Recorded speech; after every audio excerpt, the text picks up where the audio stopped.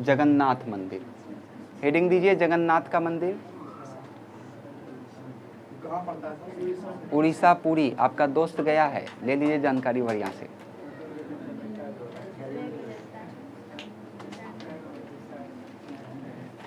इसको ध्यान से समझिएगा, जगन्नाथ मंदिर ये कहाँ पड़ता है? तो उड़ीसा का पुरी में। अब यहीं पे आपको समझना है क्या कि ये जगन्नाथ जो देवता थे वो स्थानीय देवता था, लेकिन जब भक्ति आंदोलन का प्रसार हुआ तो इन्हीं को मान लिया गया किसका अवतार? तो विष्णु जी का अवतार मान लिया गया। किंतु ये जो देवता थे वो कौन से देवता थे? तो स्थानीय देवता थे, वहाँ के लोगों के देवता थे। लेकिन जब भक्ति का प्रसार हुआ तो वहाँ के लोगों ने इसको मान लिया कौन सा देवता? तो विष्णु जी का अवतार मान लिया। आप इस बात से इसको समझ सकते हैं कि आज अगर आप जगन्नाथ जाते हैं तो वहाँ का मूर्ति का जो भी प्राण प्रतिष्ठा होता है या उनका जो भी भोग लगता है वो सब एक विशेष लोक के द्वारा आता है, सबको उसका भोग नहीं लगा सकता है। खाना जो उनका भोग लगता है भगवान का वहाँ पे जगन्नाथ मंदिर में, वो भोग भी एक स्पेशल जनजाति या स्पेशल लोक के द्वारा ही बनाया जाता है, सबको वहाँ नहीं बना सकता है। मंदिर से लेकर के काफ़ी सारा विधाएं भी हैं, जैसे आप गौर किए होंगे, ऐसा कहा जाता है कि जब आप मंदिर के अंदर प्रवेश करिएगा तो आपको मंदिर, जैसे आप चौखट के बाहर आपका कदम है तो समुंदर का आवाज़ सुनाई देता है, जैसे आप मंदिर के अंदर प्रवेश कर जाइएगा तो वह समुंदर का आवाज़ बंद हो जाता है। और कुछ मान्यता है, जैसे कि ऊपर में जो चक्र लगा हुआ है इसका, सुदर्शन चक्र जिसको कहा जाता है, वो चक्र को आप किसी भी दिशा से देखिएगा तो वो लगेगा कि वो आप ही को देख रहा है, इस प्रकार से बनाया गया है। उसके ऊपर में जो झंडा लगाया गया है वो झंडा हमेशा हवा के विपरीत दिशा में बहता है। अब जो गया है, वो जो देखा होगा वही बता सकता है, हम तो जो सुने हैं वही आप लोग को बता रहे हैं। बात समझ में आया? तो ऐसा मान्यता है।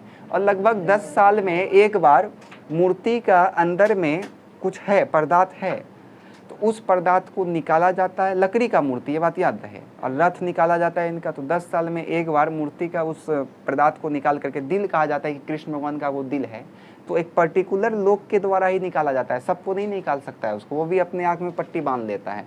उसको निकाल करके फिर दूसरा मूर्ति का जब प्राण प्रतिष्ठा किया जाता है तो फिर उसमें रखता है उसको। उस दौरान में पूरा का पूरा शहर का लाइट ऑफ, बिजली काट लिया जाता है, सब अंधेरा, टोटली अंधेरा, कोई देख नहीं सकता है उसको, ऐसा मान्यता है। तो लोगों का भावना जुड़ा होता है। देखिए ऐसा बात नहीं है, अगर कोई देख भी लेगा तो कोई दिक्कत की बात नहीं है, लेकिन लोग का उससे क्या जुड़ा हुआ है? भावना जुड़ा हुआ है। जैसे हम कल ही एक वीडियो देख रहे थे यूट्यूब पे ही कि एक पत्रकार महोदय अंबेडकर हॉस्टल में गया, वहाँ पे अंबेडकर जी का फोटो लगा हुआ नहीं था। तो गलत बात है, लगाना चाहिए अंबेडकर जी का फोटो। तो वो पत्रकार महोदय वो बच्चा को झाड़ने लगा कि आप फोटो नहीं लगाए हैं ऐसे वैसे। फिर वो लगाया था सरस्वती माता का फोटो, सरस्वती माता का फोटो लगाया था। तो वो बोलता है कि सरस्वती माता कौन है जो आप इसका फोटो लगाए हैं? तो बोलता है कि विद्या की देवी है। बचवा बोला विद्या की देवी है, तो बोलता है विद्या की देवी और बताओ? बोलता है नहीं बस इतने जानते हैं विद्या की देवी है। फिर बोलता है कि ठीक है अम्बेडकर जी के बारे में बताओ। तो बोलता है अम्बेडकर जी संविधान प्रारूप समिति के अध्यक्ष थे, आरक्षण का व्यवस्था उन्होंने किया, महिला के लिए शिक्षा की व्यवस्था किया, मतलब एक्सेट्रा एक्सेट्रा बहुत कुछ बताया। तो वही वो वहाँ पे पत्रकार महोदय उसको बोल रहा है कि सरस्वती माता का फोटो हटाओ, उसको क्यों लगाए हो, अम्बेडकर जी का लगाओ। तो ऐसा नहीं होना चाहिए। देखिए आपका उसके साथ क्या जुड़ा हुआ है? भावना जुड़ा हुआ है। यदि कहीं पे जा कर के आपको संतुष्टि मिलता है तो उससे क्या दिक्कत है? यदि किसी फोटो को देख करके आपको संतुष्टि मिल रहा है, हाथ जोड़ने से आपको अंदर में मोटिवेशन मिल रहा है कि नहीं कुछ एनर्जी हमको मिल रहा है, तो क्या दिक्कत है? इसमें अंधविश्वास तो हमको नहीं लगता है, इसमें विश्वास है, कच्चा विश्वास है इसमें। बात समझ में आ रहा है ना? तो सबका भावना का क्या करना चाहिए? कदर करना चाहिए, फिर चाहे वो कोई भी हो, चाहे फिर आप मौली धागा बांधिए, चाहे फिर आप काला धागा बांधिए, क्या दिक्कत है? सही बात है कि नहीं? तो ये समझ में आया आप लोग को? जगन्नाथ का जो मंदिर है वहाँ के जो विष्णु देवता माना गया वो एक्चुअल में क्या था? स्थानीय देवता था। वो विष्णु देवता थे क्या? नहीं, स्थानीय देवता था। किंतु जब भक्ति का प्रसार हुआ तो उसको किनका अवतार मान लिया गया? विष्णु का अवतार। बात समझ में आया यहाँ तक में? और अभी भी इसका जो प्राण प्रतिष्ठा या काष्ठ प्रतिमा का होता है, पूजा पाठ होता है, वो सब किसके द्वारा होता है? तो एक विशेष लोक के द्वारा ही होता है, सब लोग नहीं करते हैं। वहाँ पे दर्शन कर सकते हैं आप, ठीक है यहाँ तक में? तो इसको स्टार दे करके लिख लीजिए आप। यह मंदिर उड़ीसा के पुरी में है, यह मंदिर उड़ीसा के पुरी में है, यह मंदिर उड़ीसा के पुरी में है। यह मंदिर उड़ीसा के पुरी में है। हो गया। जगन्नाथ जी स्थानीय देवता थे। जगन्नाथ जी स्थानीय देवता थे। जगन्नाथ जी स्थानीय देवता थे,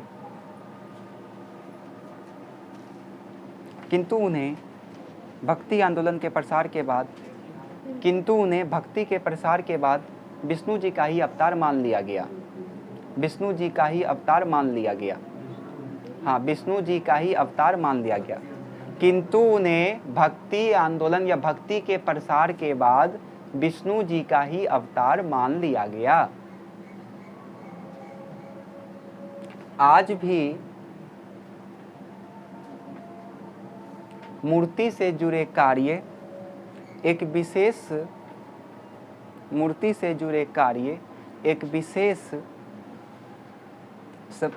विशेष संप्रदाय द्वारा ही होता है, या फिर एक मिनट रुकिए।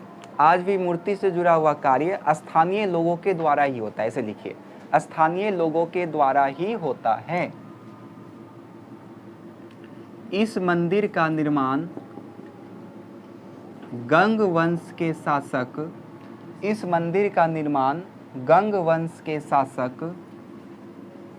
अनंत वर्मन ने करवाया था।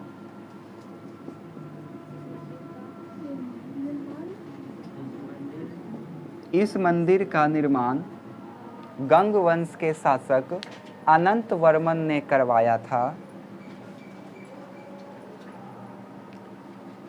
अनंत वर्मन ने करवाया था। 1230 में अनंग भीम तृतीय 1230 में अनंग भीम तृतीय 1230 में अनंग भीम तृतीय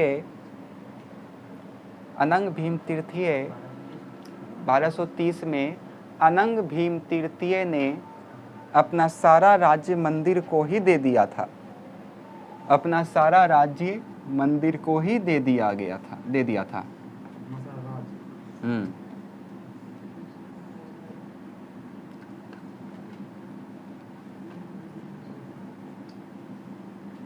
चलिए अब अगला लिखिए, कथक नृत्य है ये, कथक।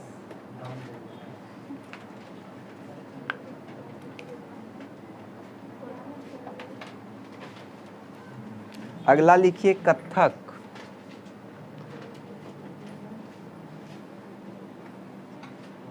इसको ध्यान से समझिएगा।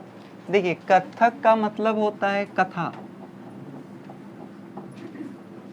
कथक का मतलब होता है कथा सुनाना। तो ये वाला जो नृत्य आया है, इसमें होता क्या था, लोग जो है वो देवी देवता का जो कथा है वो एक्सप्रेशन के साथ करवाता था। अपना आंख मुंह को इस प्रकार से वो बनाता था ताकि देखने वाला समझ जाए कि वो बताना क्या चाह रहा है। बात समझे? सज धज के एकदम पूरा अपना इशारा के साथ वो कहानी बताता था, मुंह का स्टाइल कर करके। जैसे दुर्गा माता किसी को मारने वाला तो आंखें से भर कर दिखाए, तो उन्हीं को क्या कहा गया, कथक। ये बाद में जाकर के नृत्य बन गया और इसी नृत्य को कहा गया रासलीला। जी, इसी नृत्य का शैली को क्या कहा गया, रासलीला। अब ये रासलीला जो था वो ज्यादातर कहाँ प्रचलित हुआ, तो राजस्थान के शासकों ने और लखनऊ के शासकों ने इसका काफी ज्यादा क्या किया, विकास किया। बात समझ में आया? पूछ देता है कि कथक जो है वो किन शासकों के यहाँ ज़्यादा पला भरा। ऑप्शन में आपके पास राजस्थान लखनऊ में से कुछ भी रहेगा तो आप टिक कर दीजिएगा। समझ में आया? तो यहाँ तक में किसी को कोई दिक्कत है? कथक क्या है, तो कथक कुछ नहीं बल्कि कथा सुनाने को ही बोला गया कथक। लेकिन इसमें एक्सप्रेशन को हिंदी में क्या बोलेंगे हम लोग, भाव। तो भाव का चित्रण करके वो उस कथा को सुनाता था। बाद में ये एक नृत्य शैली का रूप ले लिया जिसे कहा जाने लगा रासलीला। और ये जो है वो राजस्थान और लखनऊ में काफ़ी ज़्यादा क्या था, मतलब राजस्थान और लखनऊ के शासकों ने इसको काफ़ी ज़्यादा बढ़ाया। उत्तर भारत का अगर हम बात करें तो समझ में आया? लिखिए इसको। ये वाला भी चैप्टर का आपका क्या हो गया, समाप्त। एक चैप्टर और बचा है इसमें, फिर हम लोग का 7th का हिस्ट्री खत्म हो जाएगा, फिर हम ज्योग्राफी स्टार्ट करेंगे। लिखिए, कथक में लिखिए। कथक का अर्थ कथा सुनाना होता है। कथक का अर्थ कथा सुनाना होता है। कथक का अर्थ कथा सुनाना होता है। इसमें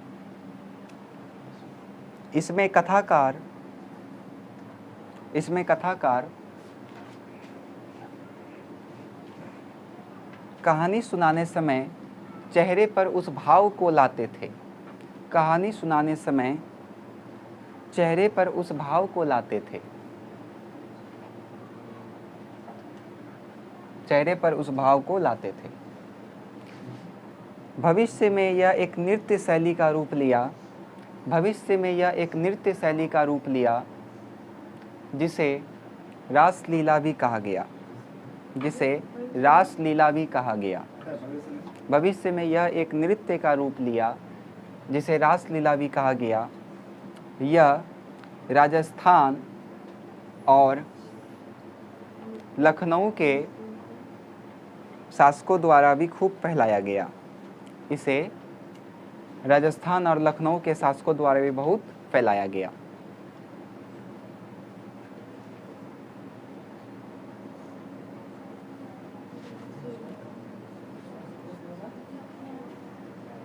हो गया, बहुत फैलाया गया। अब कुछ डांस का नाम है, उसको लिख लीजिए, कौन कहाँ प्रचलित है। भरतनाट्यम कहाँ का है ये? तमिलनाडु। कथक केरल। कुचिपुड़ी जी आंध्र प्रदेश। मणिपुरी मणिपुर। चलिए लिख लीजिए।